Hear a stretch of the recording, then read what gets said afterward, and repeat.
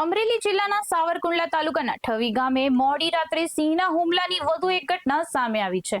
ઘરની ઓસરીમાં સૂતેલા પશુપાલક રાજુભાઈ વાઘેલા પર સિંહે અચાનક હુમલો કરતા તેમના પગમાં ગંભીર ઈજાઓ પહોંચી હતી। પશુપાલકે બૂમાબૂમ કરતા સિંહ ત્યાંથી ભાગી ગયો હતો।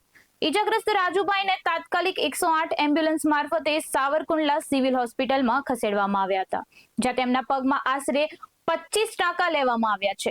નોંધનીય છે કે છેલ્લા સવા મહિનામાં આ સિંહના હુમલાની છઠ્ઠી ઘટના હોવાથી ગ્રામજનોમાં ભય અને ફફડાટનો માહોલ જોવા મળી રહ્યો છે। મનસુખભાઈ મારું નામ છે।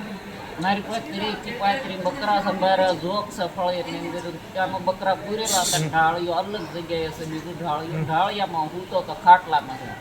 આ બાજુ સાહેબ માથું તો આમથી સીધો કેળાથી આવ્યો સીધો પગ પકડ્યો। 5 મિનિટ સુધી બળ કર્યું। હું આ ગાડીનું ગાર્ડ પકડી લીધો। ગાર્ડ પકડેલો ઓલો જોટા મારી મેળો પકડ્યો। હવે ગાર્ડ મેક્યો નહીં। પછી બાયું છોકરા બધું જાગી ગયું, કૂતરા વાય પીડ્યા। પછી મને મેકી અને મેર ઉતરી ગયો। ક્યાં ગામ વિસ્તારમાં આ હુમલો કર્યો? ગામ વિસ્તારમાં ઘરસ બારું નામ છે નેરા કાંઠે। કેટલા વાગે બની ઘટના? 11:30 રાતે? રાતે 11:30 પછી અહીંયા હેમાં આવ્યા 108 ઠીક 108 લેવા હતો। વંડાવાળી 108 કેટલા ટાંકા કેટલા આવ્યા? ટાંકા કેટલા આવ્યા? એ આ ટાંકા તો ગાળે 25 ટાંકા લીધા છે। હજી બીજા સાહેબ આવે ને એટલે ઝીણા ટાંકા લે છે। એ લગભગ 40 ટાંકા આવે છે।